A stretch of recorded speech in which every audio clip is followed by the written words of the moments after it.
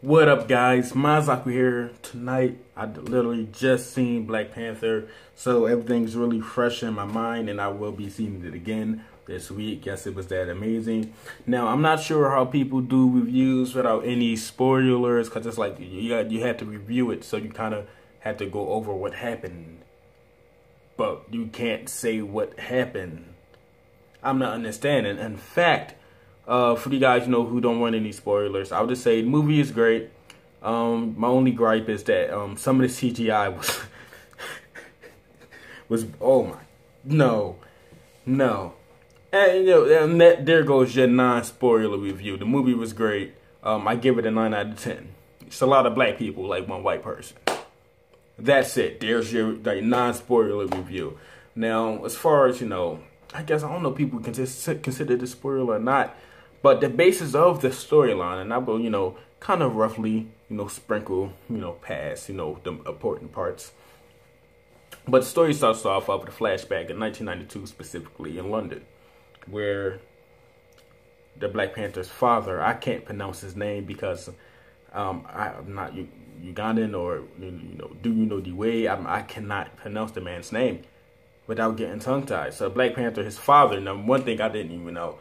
I knew that, he inherited, King because his father passed away. I didn't know that the Black Panther itself, because I had never read the Black Panther comics, only heard about him during, I believe the Captain America, the third one, Infinite War, or whatever that shit was. I'm not even sure. Was it that? I'm not sure. Only heard about him. That's my first time hearing about him besides, like, comics. It's like, okay, cool. They brought him to cinema. And this time he actually get his story.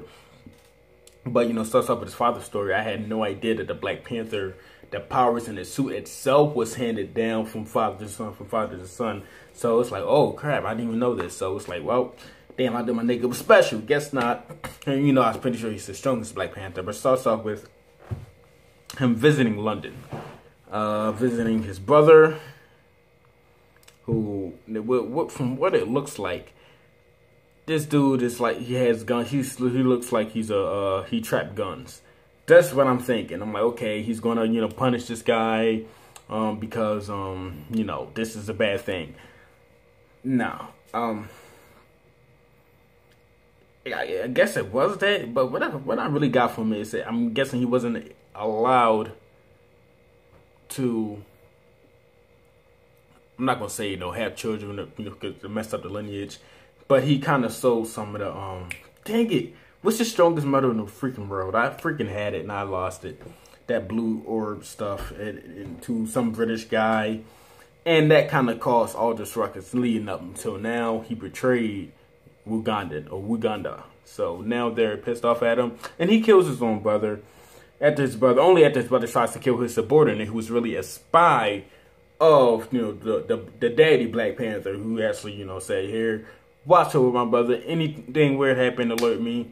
And I come in here and I'll deal the situation. So, excuse me. Turns out, this shit starts off complex as hell already. So, once he kills his brother, and, during this mid-process, all this, while this is happening, we have, who I didn't even know at the time, young Michael B. Jordan in 1992, playing basketball with his friends in a little courtyard. Meanwhile, his father is, like, upstairs in the building across the street, getting murdered by his own brother. So as far as his childhood, that's all we get from that. We fast forward until now. We have a scene to where Michael B. I'm just keep calling him Michael B. because he's Michael B. Because even the name they gave him in there, it's not his real name.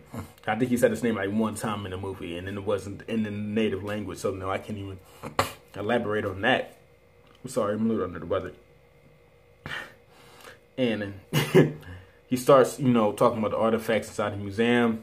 He gave this white chick some poison, she kind of fell asleep. And, he's helping the British guy who the Black Panther's father failed to, basically get years ago. He did nothing about it once he, couldn't catch him. Also, a.k.a. the man that the Black Panther's father, or the Black Panther's uncle, was smuggling some of the stuff from Uganda onto him. He was giving their inside sources, put him out to the world, which is illegal because you cannot do that because, white people will be white people. Yada, yada, yada. Fast forward, basically, this man had a son, and the son grew up. He's technically not heir to the throne, but he has a royal bloodline. But he grew up in America or London, whatever, which one he ever kind of grew up in. And I was like, he's in London here, but somehow he ended up, I guess, going to the U.S. It was kind of a little weird seeing that. It was like, he's in London. So after that, you know, you have Black Panther. Main basis of the story is his father killed his own brother who had royal bloodline royalty. He had to grow up, if you guys grew up in the urban community, he had to grow up like us. I had to grow up struggling. Imagine I had to grow up struggling, you know, to pay rent, eat. Sometimes you had sleep for dinner just to find out, or even knowing the fact that, hey, I have a family or a home out here. These guys have ton of money, ton of food, ton of technology, and I'm here. They left me out. They killed my father and said, yeah, fuck me. So if you are into stories, you know, and even if you aren't into superhero movies, I've seen all of them by now, to where the bad guy isn't just a bad guy, he's a good guy. But not a good guy, but he's not bad without reasoning. Because even after watching the movie, you know, obviously, you know, the Black Panther himself wound up turning around, you know, doing stuff for the outside world. This man, Michael B, was right the entire time. Struggles in his entire life. He uses the death, you know, the head of the man who his dad, you know, was doing business with, sent it to Uganda, and that's how he gained trust from a certain tribe. And obviously, you can gain trust, and you do something that they kings couldn't do. You know, they kind of serve some kind of loyalty to you. He then tells the heads that he is royal bloodline, therefore he challenges the Black Panther, and he beats the living shit out of him. Beats the living shit out of him. I could review this whole movie in its entirety and all the little details, but I don't have that much time. I'm tired. And I'm pretty sure you guys are not going to sit there watching our video me elaborating when you can just go out and watch the movie yourself. Yeah, but basically, he was abandoned. You know, I'm not going to say, you know, the Black Panthers, his father was a horrible king or a bad king. But certain things, it's like, you try to eliminate this problem now, but you created a much bigger problem for the future. You abandoned the kid, and now he grew up fighting in a shit ton of wars, training, battling just to kill your son. So it's like his father was killed by you, and now he's going to kill your son in return. And rightfully so. You know, it's like it was really hard to in this movie because, you know, Black Panther, he is the protagonist. It was very hard to really stay on this man's side. And the fact that Michael B used Philly slang the entire movie, I fuck with that. As soon as they brought him up to Uganda, you know, as soon as he made his way to Uganda, they never checked for him. Even after, you know, he found out the truth, they never checked for him. When he goes there, you know, he has this American saying like, what you doing? Like, chill, young boy. Like, you know, that shit dead. I'm here to take over. And they all just kind of looking at him like, the fuck is this nigga, man? Get the fuck out of here. But then, you know, after he beats the living shit out of Black Panther, throws him off of a motherfucking waterfall. That should have been it, but he somehow survived that. Fuck out of here. If you guys do not know what's at the end of the waterfall, it's very spiky, sharp rocks. No fucking way, he said. Mind you, he drunk the little Kool-Aid to take away his powers. He's a normal person now. He just knows martial arts at that point. And that didn't kill him. It's like, okay, yeah, ooh, the superhero come back. Because go back to the first movie, when he was being crowned king after his father's death, you know, some guerrilla tribe motherfuckers try to, you know, challenge him because you had the right to challenge them, you know, for the throne, for the crown. He whooped his ass, beat him to submission, and then he turned around and he saved him. I would have been like, nah, fuck that, man. Fuck all that. You did. But he saves him, you know. But while Michael B, you know, while his short reign was, you know, a turn, while he was serving it, he was an asshole. He wanted to send out weapons to black people so they could take their power back.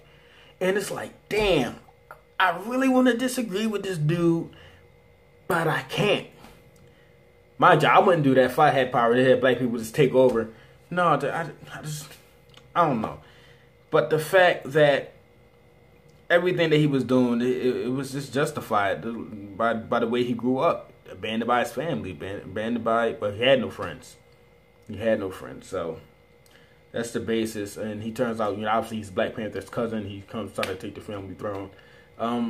Watching the movie was great, but watching the 4.5-hour documentary of the kings and queens, you know, the royal family of England, you know, before watching this, not on purpose, by the way, it's like, it's nice seeing how the system works, you know, because if somebody from like the same bloodline, if he challenges, he will have a right to challenge. Like, that's a real freaking thing.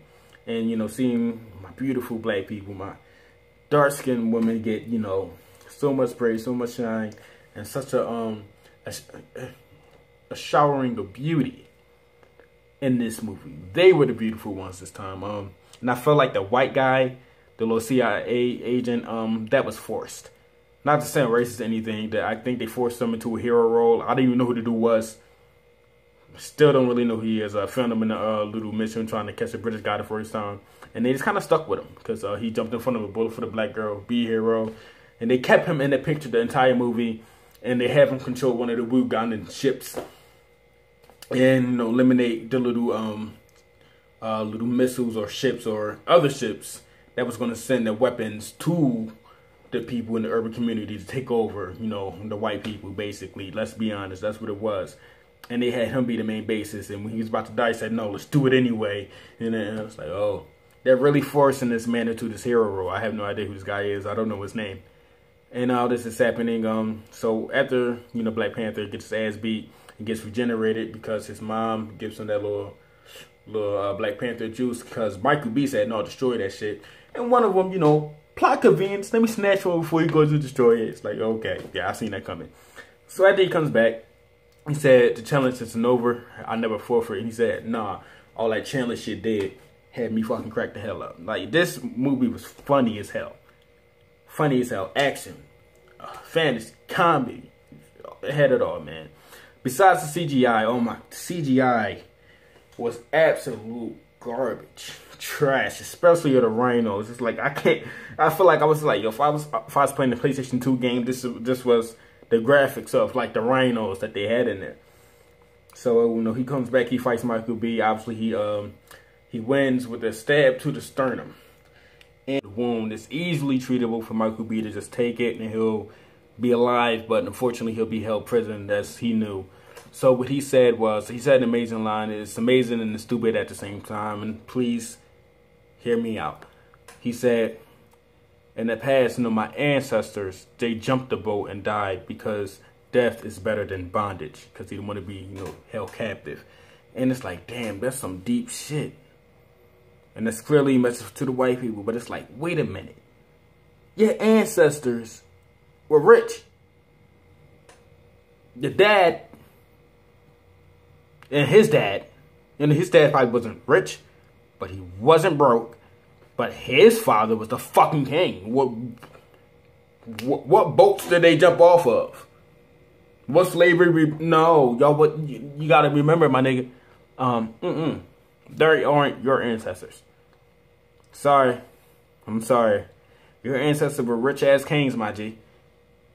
The quote still was deep though, and it's like, I get it. You know, I understand that. That's crazy. Death is better than bondage. And then listen. I say want to die though. I mean, I'll take that bondage. You feel me? But it's like, that was a deep ass line, but the wrong person said it, cause your ancestors didn't jump off no boat, my man. I'm sorry. Boo me. But the movie's still great though. So that's my rating, man. I gotta legit give it a 9.5 out of 10. Because in the beginning, they don't tell you all the details. You had to find that out in the freaking middle.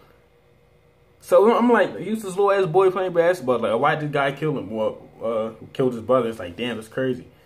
But the one he protected was like one of the guy who crowns the king. You know, does all that little spiritual shit. You know, the guru, and you know, Michael B kills his ass too. It's like, listen, my nigga, you should just, yeah, I mean, just dead. Like, you should have been dead in '92. Like, fuck you too. You see my pop get murdered.